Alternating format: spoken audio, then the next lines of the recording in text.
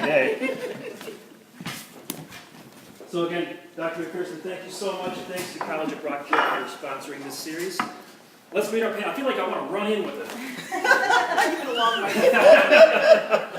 Yeah, welcome everyone. It's time to play the game. I don't think our panelists need any introductions, but they're going to get them anyway. We have Channel 13 anchor Norma Holland, Lynette Adams, Channel 10 reporter, Democrat and Chronicle executive editor Mike Kilian, and Bob Lonsberry, News Radio WHAM 1180 talk show host. We have a wide variety of different types of media here. Please, this is a conversation, not a presentation. If you want a PowerPoint, go to somewhere else, because this is a good place. We want you to be involved, so please raise your hands. Anything is up for grabs to a point. And full disclosure, I am a College of Rockport grad. Yay!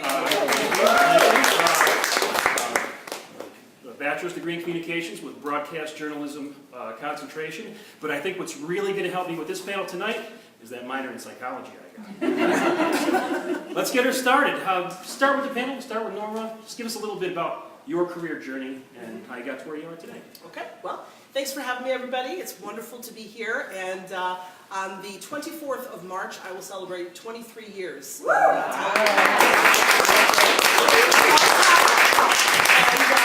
I started out as an intern at Channel 13 back in 1996. I was still at SUNY Geneseo, my alma mater at the time. And I started working in an internship on the weekends at the station. It was an on-air internship, and I used to work, I remember seeing you out in the field and all of my colleagues here, Lynette and Bob, and I think I met you at Silver Stadium before they tore down that institution in Rochester so many years ago. But anyway, I started working as an intern, and then I worked my way up through the newsroom. I did all the, I was an assignment manager on the weekends, which is the most thankless job in the newsroom. And I became a part-time reporter, then a full-time reporter, then a part-time anchor, and now I anchor and I report on the morning show, and I also host Many Voices, Many Visions on the weekends, and I anchor the noon show. We do it all because that's the way the business is these days. And we'll talk about that. And yeah, so, but anyway, I'm thrilled to be here. I've been working on the morning show for 16 years now.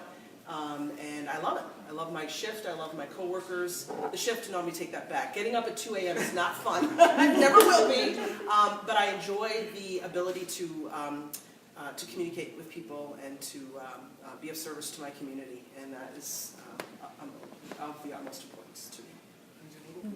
And I have 2 little girls, 3 and 1. I'm a mom. Busy times. Amen. Yeah. Well, I've been doing this just a little bit longer than Norma. This is probably about 30 years for me. And, my path is a little bit different. I started out working morning drive radio in Syracuse, New York, which is my home, and getting up at 3 o'clock in the morning, working on radio for like pennies a day, practically. And from there, transitioned into newspaper, worked for the Syracuse newspapers for 2.5 years, but my dream was always to be a broadcast journalist. So I put a tape together and just started sending them out across the country, and was hired in Springfield, Massachusetts. So I started there at the NBC affiliate at WWLP, which was on top of Proven Mountain, literally on top of Proven Mountain. And I stayed there for 3.5 years, and then came to Rochester. And the rest is really history. Rochester just has its charm. Somehow or another, I just couldn't seem to let go. But really, the truth of the matter is, this is a great news market. And if you watch the news, you know that we are consistently busy here in Rochester. I always had a nose for news, always interested in politics and social issues and current affairs and all those kinds of things when I was growing up, and I wondered, how can I, and I love to write, how can I combine all of these things that I love into a career where somebody would actually pay me? And so that's how I ended up where I am. And I wanted to make a difference, and that's really what drives me every single day, is making a difference in this community where I live. As an African-American woman, I have a different perspective than some others. And so I think it's so important to tell the news through my eyes and to share the news through my experiences. And it has been a gratifying 27 years here in Rochester. And it's a pleasure to serve you as a journalist in this community. And if you have story ideas, call me.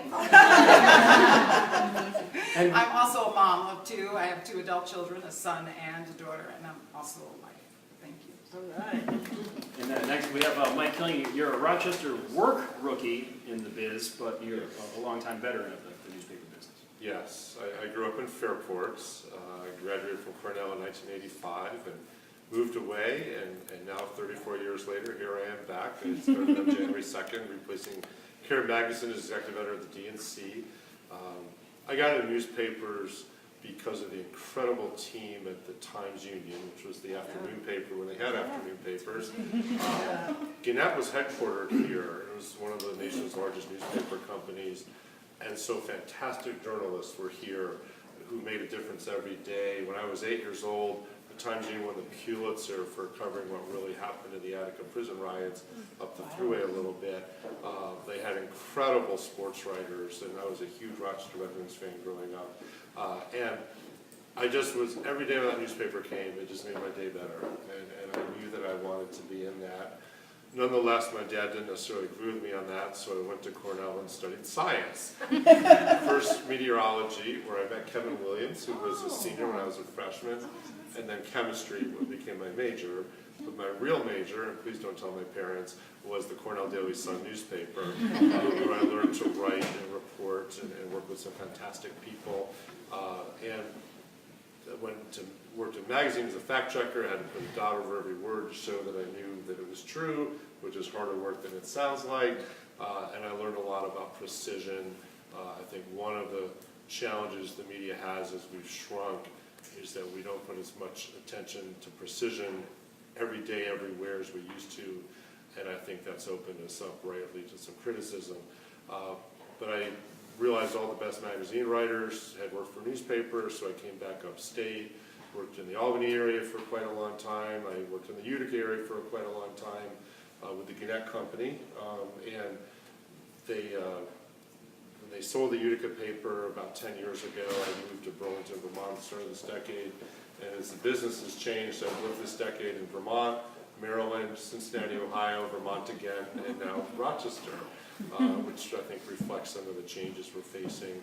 I have a son who is a junior at Boston University studying physics. He's at CERN in Geneva, Switzerland this semester, so I'm excited about that. And my daughter is a senior in Utica, waiting to see what colleges she's going to get into. So, thank you. Thank you, Mike. And now someone we invited on this panel because, Bob, you've pretty much done a little bit of it all here, haven't you? When you fail at everything, there's a lot of career mobility that kicks in.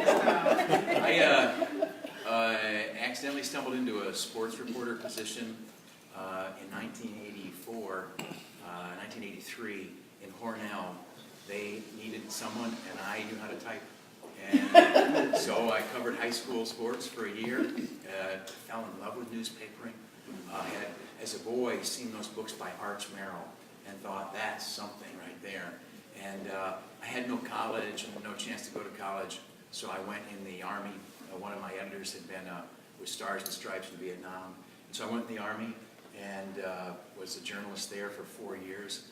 And when I was getting out, I was able to secure employment with the Times-Union because in spite of no degree, they gave me a chance. And I came to the Times-Union in 1988, and it was, that paper walked on water. The Democrat Chronicle, also a wonderful publication, but the Times-Union was the writer's newspaper, we thought, and that Pulitzer Prize came because somebody checked details. You know, there were all these dead folks, and the authorities had said, well, the knives and the inmates, and somebody said, well, could I see the death certificate and stuff like that? And there were a lot of gunshot wounds. And so this paper told America what the truth was and what was then the biggest story in the country. That's huge. And to be a part of that, I wasn't part of that, but be a part of that newspaper, and also be part of the news business in a town that could do that, Rochester, was huge. So I had the opportunity to work at the Times-Union. I became a columnist there. It went away. I had the privilege of becoming a columnist at the Democrat Chronicle, and that's to write a column in the paper, to get up every morning and know that somebody's going to read your piece was the best part of life. You know what I'm saying? Professionally, that's what I want them to put on my headstone. But my mother, living down in the southern tier, though she was very literate, she could not grasp a newspaper. And the fact that I worked at a newspaper writing, she could not respect that, whatever like that. But she would listen to talk radio, WBZ at night out of Boston, you know. And so I thought, if I could, if I could get on the radio, she'd think that was cool. So I reached out to the guy who ran WHAM, and I said, when your guy goes on vacation, let me fill in sometime, just, so my mother can listen and get a chuckle and be a good cross promotion and stuff like that. And so it happened, she liked that, and it turns out that doing a radio show is very easy. You sit on your butt and talk. Anyway, it's also more lucrative. And heartbreakingly, like in 1995, I left the paper and went to broadcasting full-time and have been there since. I have typically worked in 2 markets because Rochester is a smaller market and you do paychecks. So I did 10 years of mornings in Salt Lake, mostly from here and commuting, and for the past 8 years, I've been doing afternoons in Syracuse, and that's my story. All right, let's open it up. Who wants the first question? Nobody ever raises their hand for the first question. Let's break the trend here. I'll ask the first. Bueller, yes. Bueller. Bueller. Please, go ahead. So what are your thoughts on, some of your colleagues have left the media channels that you're on and are now like internet only to continue kind of their careers or some interim. What are your thoughts on, will they be successful? Is that a good path for them? I think they're very well liked in the community and missed in certain aspects of that. What do you think of those channels? Oh, Rachel appreciates that. Who he's talking about? Here's the March, this month, I celebrate 20 years. Mark 20 years of doing an online column. And I've had about 30 million visits over those years. And it's been, I think socially, it's been impactful and generated about 75 cents. So the notion of a website and being able to communicate online, it's a wonderful means of communication. It's not a great means of revenue generation. So you have to have an outside income, I think. In the old days, there was a scarcity of information created by trained professionals. You either had to have a printing press or a broadcast tower, right? And even opinion came only from the editorial page of a newspaper, a talk radio host, or your great uncle at Thanksgiving dinner. And that was about it. Now we're awash in opinion, we're awash in the ability to get out. But the monetary side of it, as Bob says, is tricky. It's not impossible, but in the end, Facebook and Google and a few others swept up a lot of the revenue, leaving the rest of us with crumbs. So how that plays out over time is interesting. So really a subscription model is where a lot of sites are trying to make it now, that subscribers are going to pay for the value of what's created by trained professionals. How that plays out, time will tell, and there's larger forces at work in society about how much news is or isn't valued. But in the end, just like if you own a bar, more bars open on your street, that's a good thing for your bar. More competition, more voices, more journalists working is always going to be better. I don't wish anything negative in any journalist in Rochester or anywhere else, but ultimately, who's signing the paychecks for everyone over time? That's still an open question. I would agree with that. I think only time will tell. I mean, you look at YouTube, and there are some people who are highly successful on YouTube who are getting rich on YouTube, quite frankly. So I think it's awesome that there are more opportunities for journalists, for whomever wants to do what we do in a different way. I remember, coming up through college thinking that, there are only a few tracks, there are only a few directions that you can go in. But now the internet has really opened the door for so many more opportunities. But again, getting paid is the challenge, because what is what you do worth? And so I think that is going to be a challenge. But I do think that it's great that there are other avenues, other opportunities for people who are talented and can't do it in a traditional way. We see that, the reality is that people are accessing news online. I mean, let's be honest, you probably all sign up for notifications for breaking news anytime from, your favorite TV or newspaper outlet or whatever. That's just the way it is. And I remember years ago, there was this kind of, gnashing of teeth and, wringing of hands. Well, how are we going to make money? This is where everyone's going. They're not watching the news at night. The traditional 6 o'clock news model is so different now. No one's home at 6. They're taking the kids to, here, there, and every which way. So people are using their tablets and their iPhones and their mobile devices to catch up on the news. That's just the reality. But like all my colleagues have said, getting paid for that is the difficulty. We have a Facebook-only news program. I call it news. It's very loosely news. It's Scott Hetzko and Matt Malloy. Every day after the noon show that I anchor, they come on and they get to have fun for 20 minutes. And it is wildly popular. People tune in. If they're not on at 12:40, people say, well, where are they? And no, they're not making a ton of money off of that, but they're dipping their toe in the water of what could be, and like my colleagues have said, it could be the future. There is opportunity for young people in broadcast online. That's kind of, I think, where things are going, and also for good writers. Think about all the companies that have hired social media, experts. Every TV station has a social media presence. We count how many Facebook likes we get. We want to engage with people on social media, on Twitter, on Instagram, and all these other different platforms. So, we have to be smart about that, and we have to reach out to our audience in those ways, or we're missing out on potential. Who knows in the future? You gotta build it, and hopefully it will come. But traditional, but this is important. Fact checking and being a journalist, those don't change just because you're online. Do you know what I mean? You still have to pay attention to what you're doing, and I think that's really important. You know what I mean? Just because you're online doesn't mean you can be more flip or more opinionated. That's not what it's about, I think. Questions? What? So to your point then, Norma, how do you guys fight this new wave of misinformation, and the distrust that I feel like the American public now has towards news outlets, because I feel like confirmation bias is a real thing now in media, and a lot of people pander to certain populations. I'm a very independent person. I try to just get the facts and make my own opinions, and that's becoming increasingly difficult for me. So how, as the people who are responsible for producing this news, do you fight that and fight the impression that maybe the news isn't as credible anymore because everybody's incorporating their own biases into it?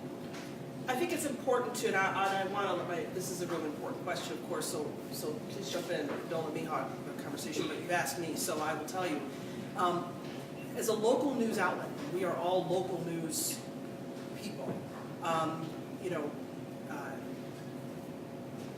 We're not making things up. Do you know what I mean? I'm not going to a crime scene or an accident and making up things. It's very important that we maintain our objectivity. Okay, that's very important. All of us think that that's very important. We practice that on a daily basis. Do we see bias in, but I'm telling you that we are a local news station, and that's what we do, local news, okay? And we can talk about that and what that means later, and I should have probably been more specific. Yes. I think really more on the national level. That's what I see in a lot of the reporting. Locally, I feel the same way. I think that it's really more fact-based, but it kind of, you're all sort of part of that same arena. Yes, so then absolutely. that stigma, I feel like, unfairly gets put onto you folks as well. Is that guilt by association? Yeah, I would say To yes. some degree, yes. I mean, I guess I would add to what Norma said, and say that how do we combat that? We do what we do every day. We go to work every day with the same objectives. And I would imagine all of us, fairness, objectivity, those are some of the principles that you learn as a journalist. And you don't stop doing that. And I agree with you. It's so much harder to do what we do, and people believe what you're saying. But as Norma said, we live in this community. We're not reporting a story that happens way somewhere else and we go home to our community. We live here. So if our reporting, if our journalism is not factual, if it's not objective and fair, and if it's not good journalism, we can't live here, quite frankly. People won't talk to us, people won't answer our calls, and so this is our community. So we're reporting events that happen where we live as well. So. And Bob, people do tune in for your opinion as opposed to journalism opinion, that they sort of mesh a bit. Can you talk about that? Did you want to respond to those questions? I'm going to tee this up for you. Bob and I were speaking just before this began on just your question. The age of objective journalism has been much shorter time span than a lot of us think that it is.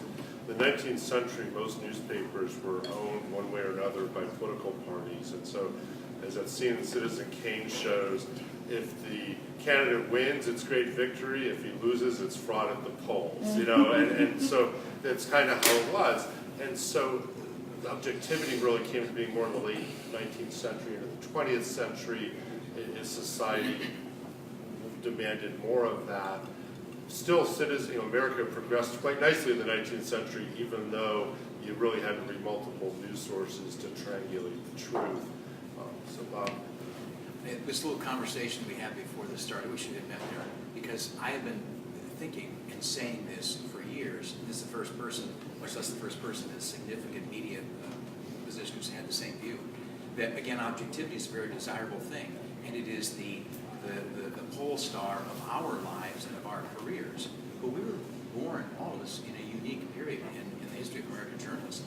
And it's really through the 1930s that newspapers, the great Franklin Lynette, of course, a Republican presidential candidate, we were a Republican newspaper chain, and that was evident in a variety of ways.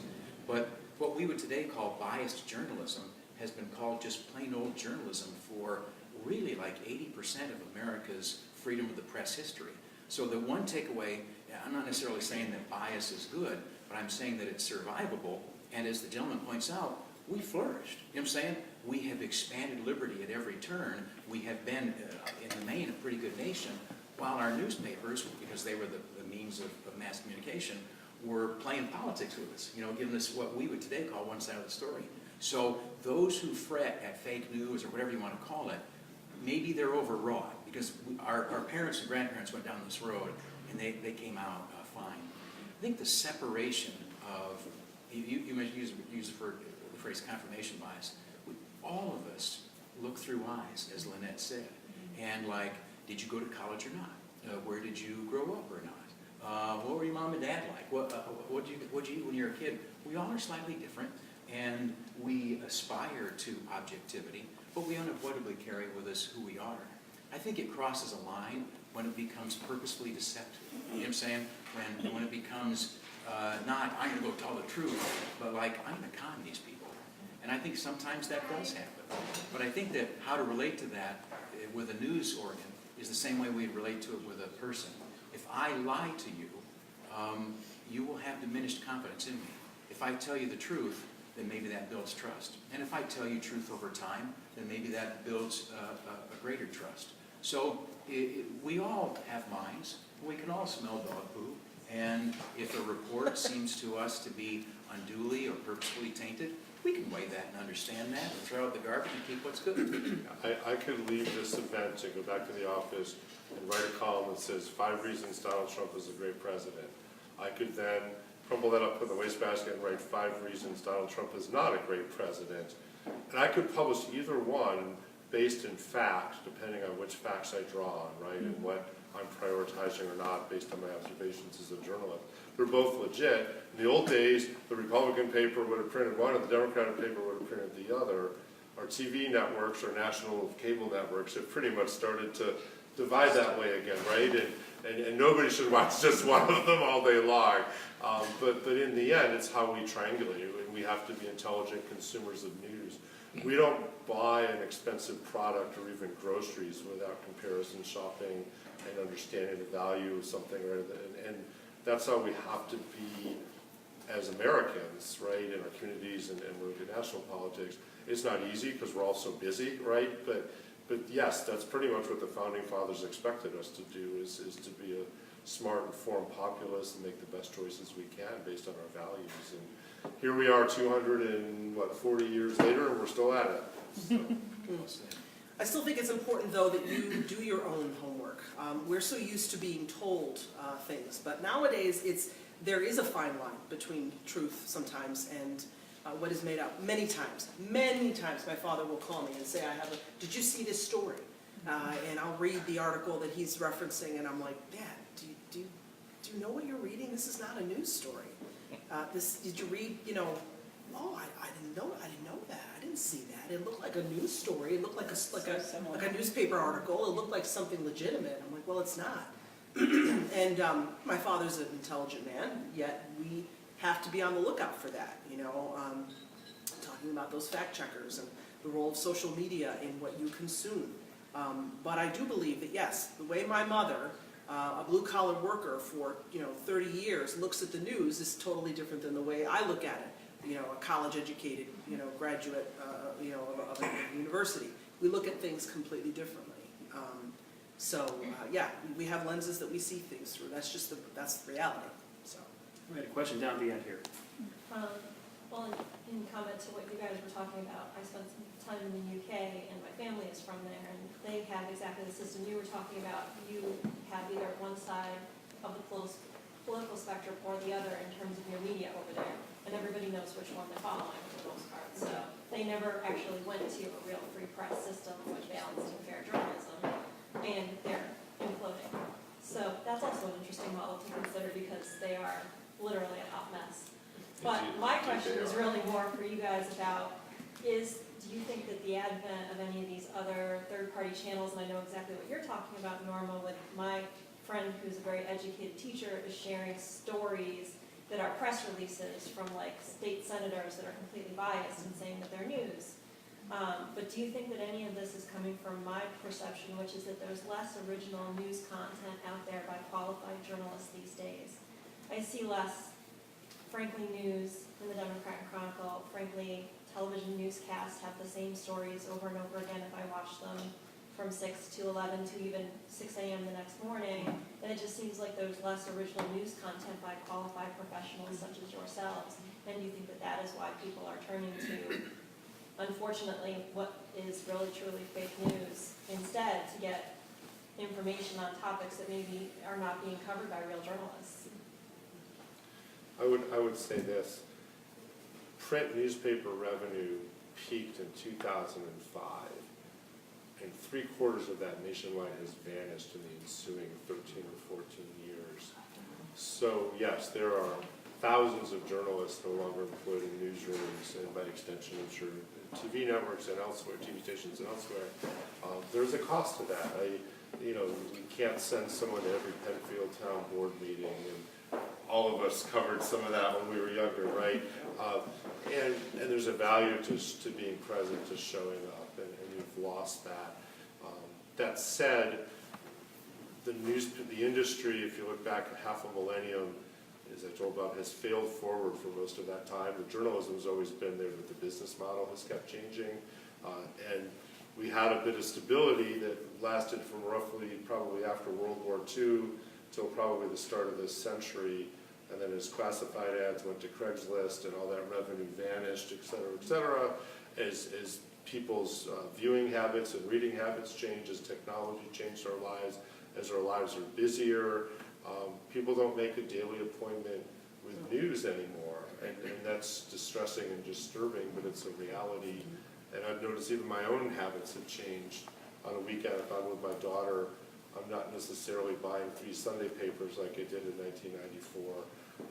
And so life only moves forward, and we have to move forward in the best way possible. And it comes down to the credibility of what we do deliver, and that's something I'm committed to at the DNC, that people don't have to agree with everything we do, but I want them to understand that it's credible because we deliver credible information. And if we commit to that, we will move forward in whatever that best way possible looks like, as will everyone else here. Lynette, how's your personal out in the field job changed doing more with less? I know Channel 10 is smaller than it once was. How has it impacted you personally? Well, I think as a journalist, I have 5 jobs now, instead of, the one job of just going out and covering the story, gathering the information, and bringing it back. While I'm covering that story, I'm also expected to tweet. I'm also expected to be on Facebook and writing stories for the web. So your average journalist today is not just going out and covering the news for one particular, medium. You're doing so many jobs at one time. And to your point, it is true, we're doing more with less, meaning fewer people and the expectation to do more things during your average day, which is tough. And, it's funny, a good example of that is covering courts. When you're covering a trial, for example, back in the day when I used to cover trials and I just did it for broadcast, I would watch and I would look and I would see the pictures and I'd be able to talk about the responses and the body language and, those kinds of things that you could pay attention to and kind of put them in your story. Well, now I'm tweeting. So I can't watch all those things because in between taking notes and texting my assignment desk and, I'm tweeting the testimony. So I'm not looking up and watching as much as I used to. I'm, because I have so many other things to do. So unfortunately, that's kind of the nature of our business now. As you described, we're fighting for those advertising dollars. They have diminished largely due to the internet. First cable, then the internet. And, so the staffs are smaller and you're doing more. So it is challenging today to do the same job as I did 10 years ago, 20 years ago. If I could, the paper faces the challenges of its circumstance, you know what I'm saying? And that's reflected. I agree with what you say, though. What you produce, what they do produce is extraordinarily strong. I think that channels 10 and 13 actually do an exceptional job for a market our size. And especially when you look at, again, both these people have been here forever, and that pays off. Both stations. In the best way possible. Your children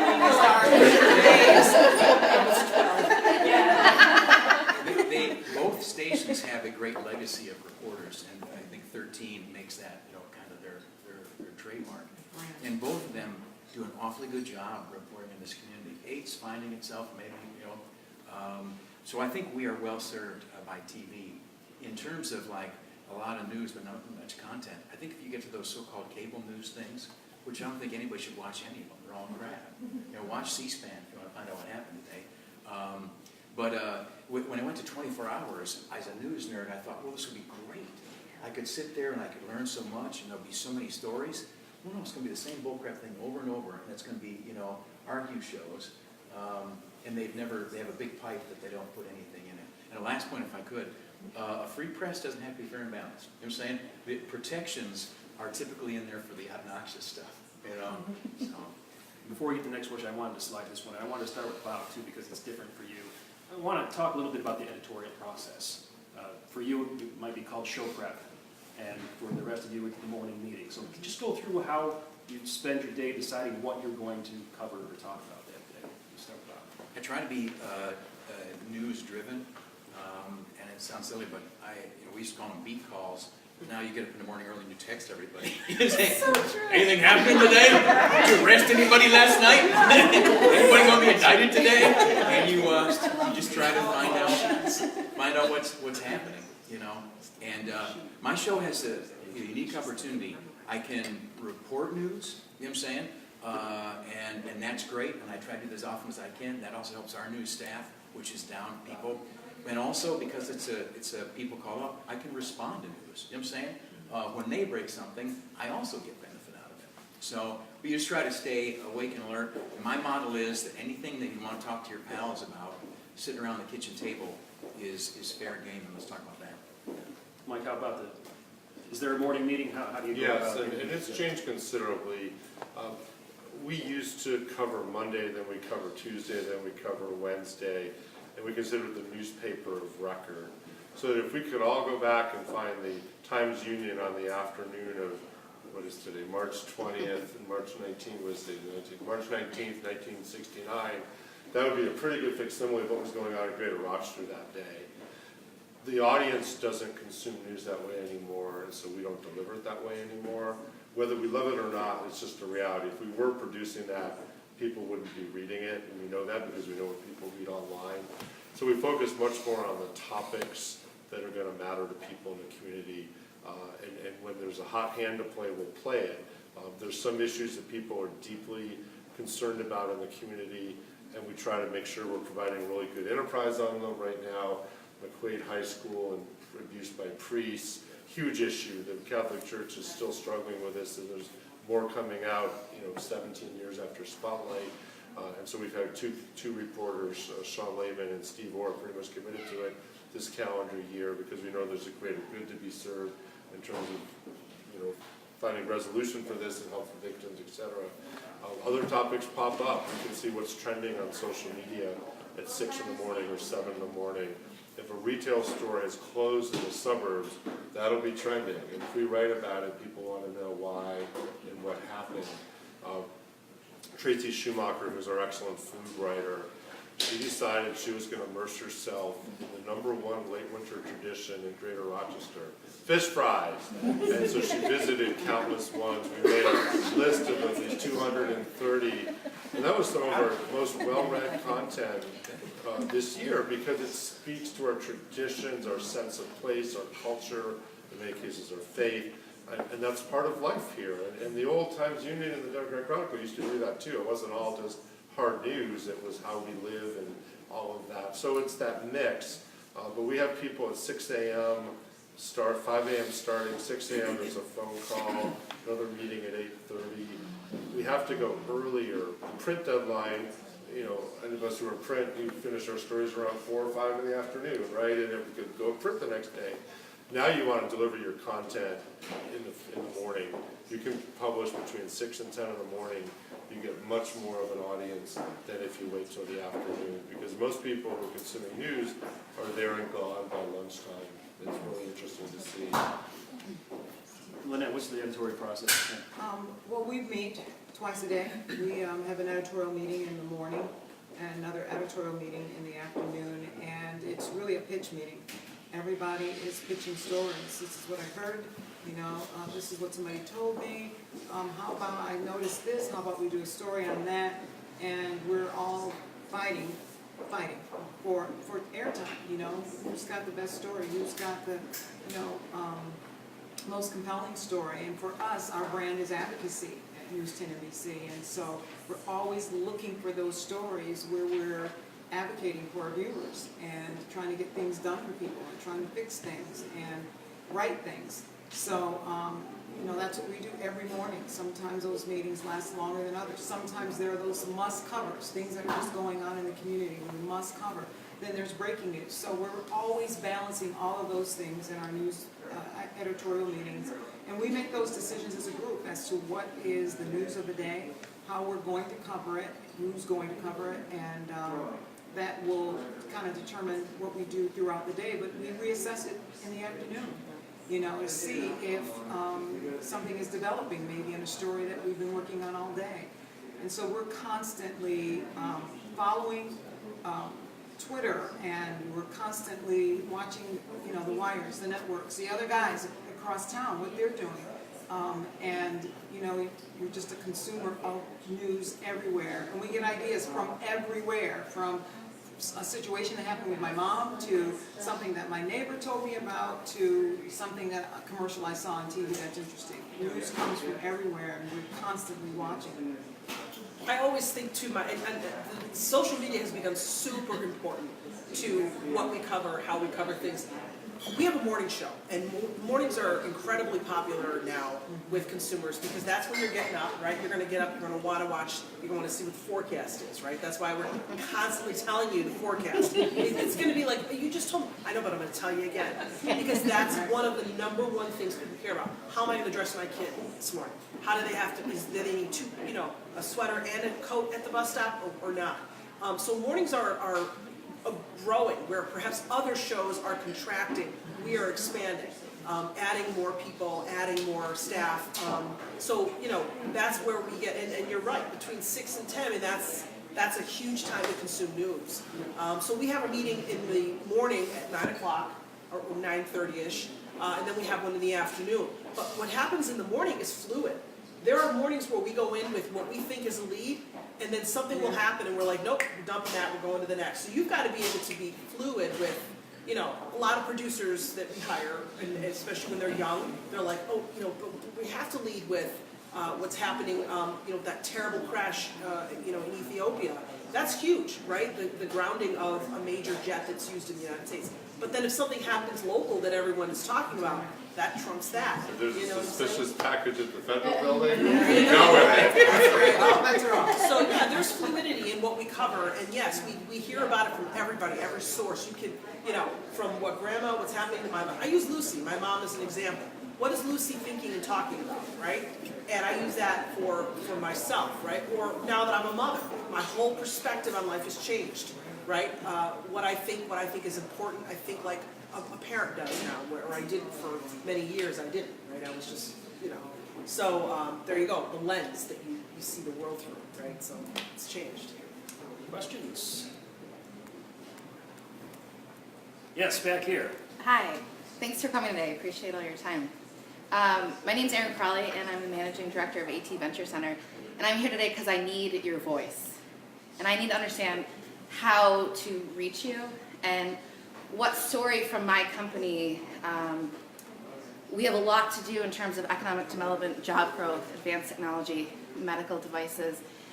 And I think it can be a story that can develop over time, but I don't know how to reach you in terms of, I know my father reached out with you recently, Michael, but,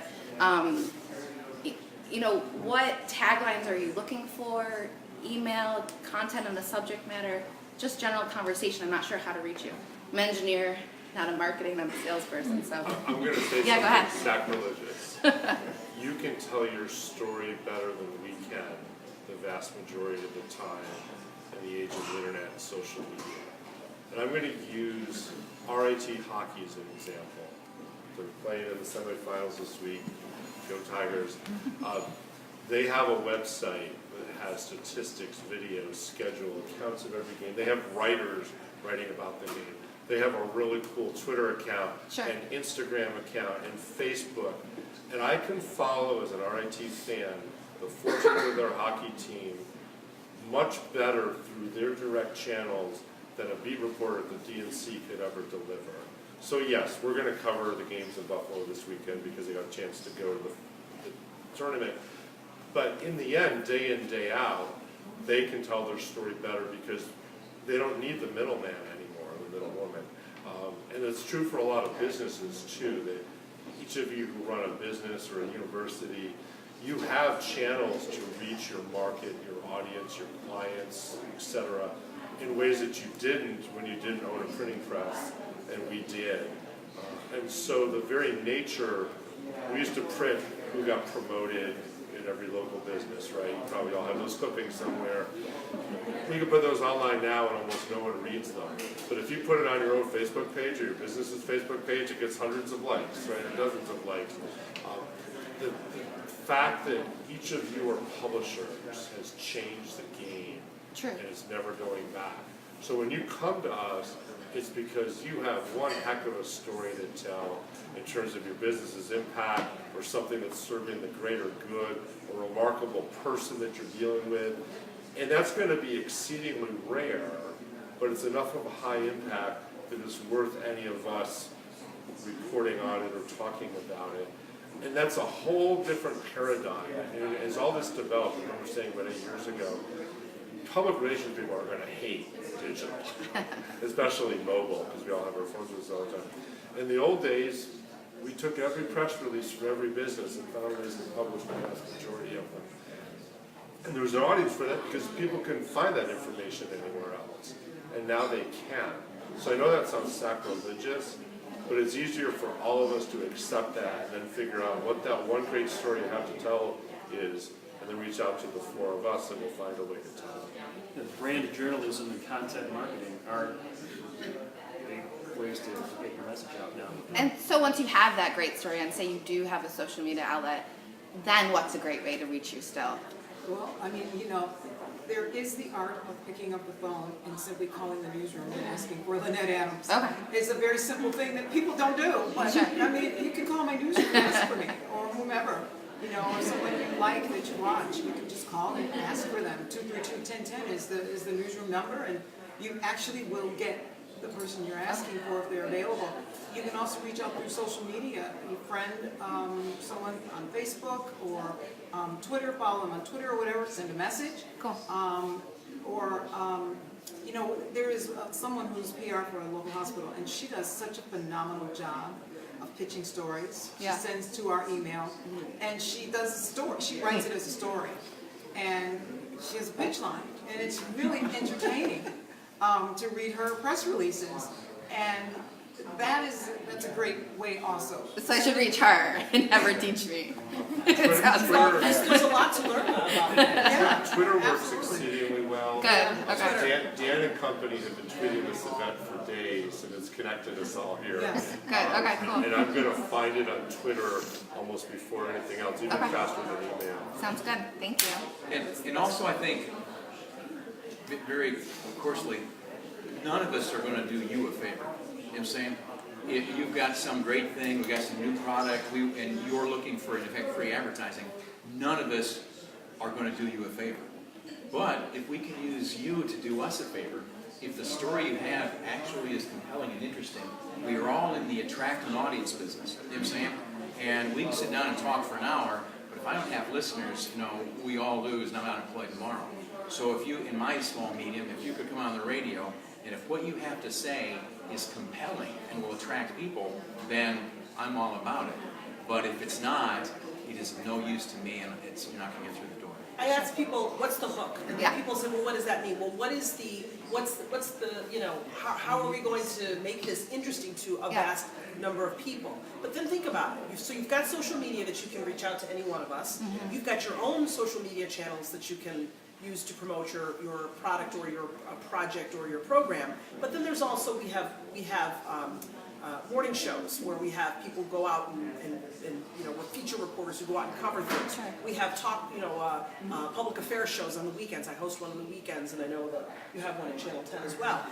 You know, that may be another avenue. So some stories are best told in other ways, not necessarily on the 5, 6, 10, and 11 news. Okay. You know what I mean? I think that morning reporter thing, as a just TV watcher, would probably, if I were a business, I try to hook up with whoever your morning person is. Spectrum each morning, or Wendy Mills, it's like business of the day. It's like it's a free ad. So you've got to think of a way that you can get that free ad somehow, you know? Well, you know, Every reporter is looking for a story. Yeah. Sure. Yours is Still covers compelling. those business news releases, by the way, the DNC doesn't anymore, Spectrum.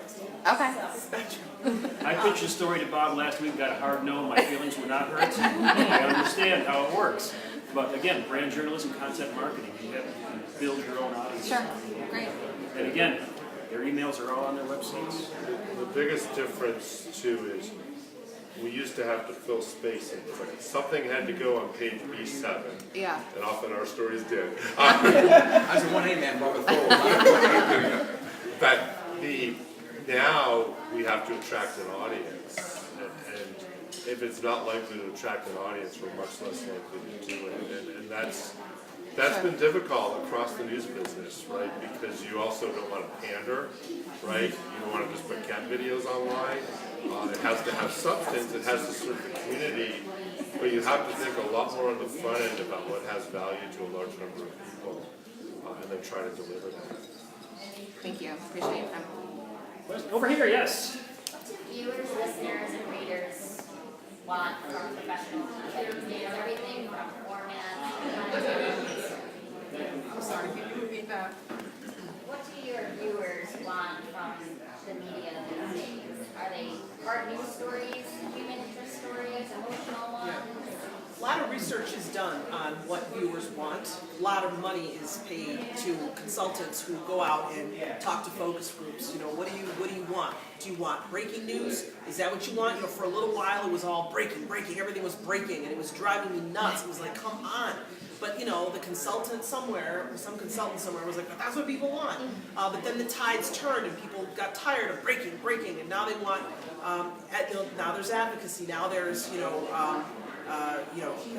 righting wrongs. There's that kind of journalism that is important as well. So some people only want weather. Some people only want, sports. Some people, and so you do your best on a daily basis, and we fail on a daily basis. I think we do our best to appease the likes and the tastes of as many people as possible. We do that. We do our best. We're not going to please everybody. So.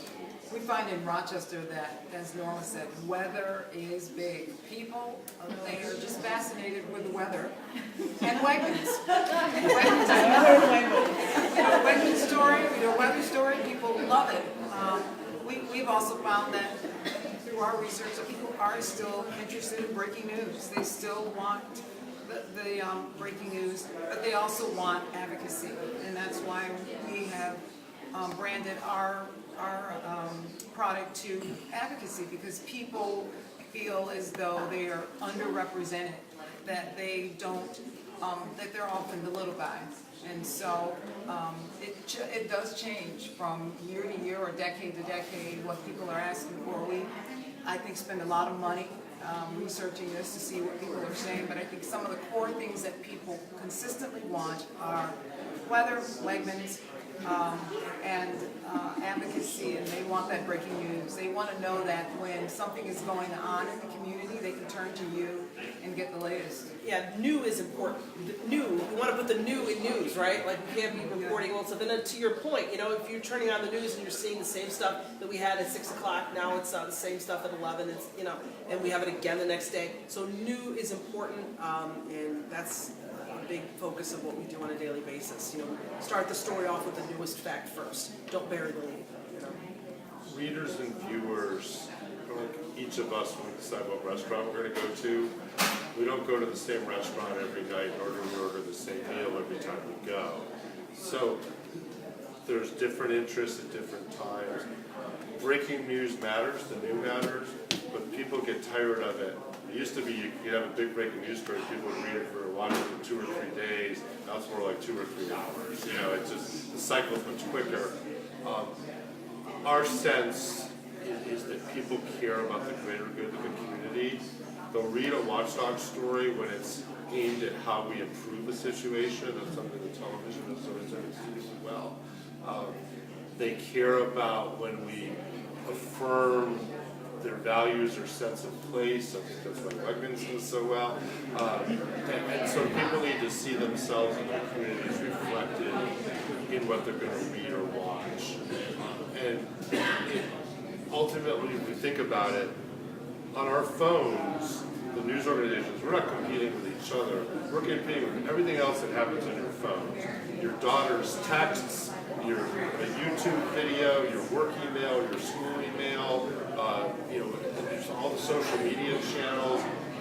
It's constantly beeping and buzzing at us. So when someone clicks on something that the 4 of us organizations have produced, that's a sacred choice. And that's because they see value. And if they don't see value, they won't click. And we see that time and again. Mobile has been much more of a disruptor than the laptop and desktop computer was. 10 years ago, we thought we had this licked. Desktop was just print on a screen, or you had a TV on a screen. Mobile is something completely different. I think there's much wisdom, a lot, and I think people want to see themselves, always remember that. And then you got to figure out who is my audience, who is that person. But my answer would be, people want from the media a friend. They want a friend. There is, in all of our media, an intimate one-on-one relationship. I don't know, a lot of people can tell you the topic of a Norma Holland story, but I bet that a lot of people in this region could say, I love Norma Holland. You know what I'm saying? What are you trying to say? My stuff isn't memorable. That's the deal. It's an odd thing, I don't sound psycho, but we do want companionship, and we've always identified, whether it was years ago, you open up a newspaper, you peel back and you read the columnist you like, that's your guy, that's your gal, that's your friend. And maybe in this medium, it's the, like your most faithful people are that shrinking group of people who hold in their hands, and that's their friend. So, and it's not a smart alecky answer, but if you can be a friend in the audience, that audience will always stay with you, and you will always be served. I get more comments about my shoes or my hair than I do. Truly, Bob's point is well taken. People want to connect with you. They want to know that you are like them, that you are normal. We're not normal, but we try to be, Quick case in point, totally quick story. When I had my daughter, I was not the kind of person that posted tons of photos on her Instagram or on Twitter, right, or Facebook. I was very selective to protect her identity and her privacy as she gets older. People got very upset with me. How come you don't put photos of your daughter? How much did she weigh? How big is she? What does she look like? What color are her eyes? And I'm like, whoa, I'm just trying to protect her privacy even though she's a newborn, But people feel that sense of, but you're my friend. I want to know what's going on in your life, and you're holding me at arm's length. And they don't like that. And so, yes, we have to create a sense of friendship with our viewers. I am friends with a lot of my viewers, people that that reached out to me, and now I'm friends with them, and so yeah, viewers do very much see you as part of their family, and when you don't make them happy in a certain way, they will let you know, which is fine by me. I mean, that's, drowned out. Everybody hear you okay? We got about 5 or 10 minutes left. We have another last question. Can I say one thing about the friendship thing? And then you as the news source or individual, you have to be true to that friendship. You know what I'm saying? If you want the audience to be true to you, you have to be true to it. You have to have its interest in your heart. You have to care for those people. You know what I mean? It's a funny thing. If you don't love your audience after a while, you're missing out. They can tell. You cannot fool the viewers all the time. Any quick final thoughts before we wrap it up here? I would say this to newspaper specific. The people who read print every day, who see that print newspaper as their friend, are all about 20 to 30 years older than I am. I'm not young. And I respond to every single one of them that I can. They do write call. And I'm trying in my columns to help them understand that, if you've emailed me, it means you use online. It means you can read some news online. I can't give you more in print anymore because the revenue model doesn't support it. I can give you more online. And I've seen some people start to go around that curve. I've had some people who are print forever, online never. It's fascinating to see that. But in the end, there's a relationship that's challenged because of all the technological change and the passage of time. And then there's the people who are coming to us online, most of whom are one and done on a given day. They see a social media share, they click and they don't come back. We're trying to cultivate them as loyal returning readers and subscribers so we can build a stronger friendship with them. And that's a arduous process, but folks we're engaged on it. Hear me? Can I make my last word? Your Chamber of Commerce people and such like that, you've heard the business model, that thing mentioned repeatedly. If you're not advertising in local news media, if you don't take your ads to the Democrat and Chronicle or Channel 10 or 13, you can't complain about the challenges they face. This man is making a news product, but he's got to pay the bills. And like in your business, there has to be revenue in the door. And so the pulling together that has to take place, they doing their job in front of the community, they need economic support. And so as you look for advertising products, Facebook doesn't need any more of your money. To be honest with you, your yellow pages don't work anymore. Please advertise with somebody who makes you news. And that'll help us get through the challenging time that as a community and as a business we're in. Shop local. All right, and on that note, we want to thank our panelists.